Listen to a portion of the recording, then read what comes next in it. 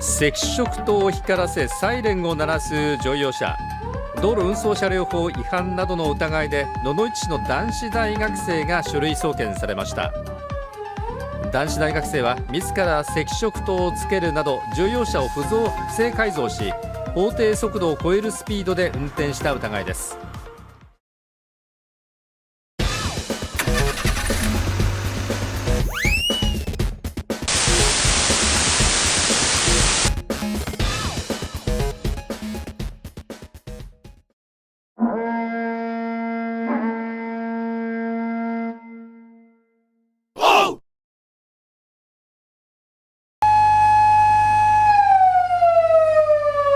サイレンを鳴らし赤色灯も点灯するこの車、パトカーではなく押収された偽物のパトカーです。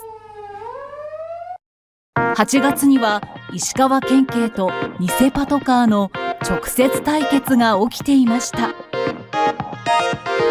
警察官が国道をパトロールしていると、赤色灯を光らせて走る偽パトカーが出現。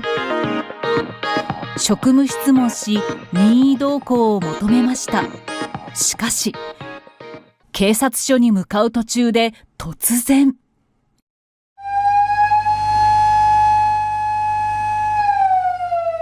偽パトカーがサイレンを鳴らし、赤色灯をつけて逃走したのです。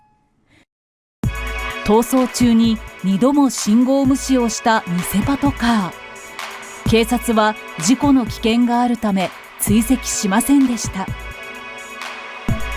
軽自動車を偽パトカーに改造し、スピード違反をした疑いで書類送検されたのは20歳の男子大学生です。パトカーの赤色灯がかっこいいと思って改造した。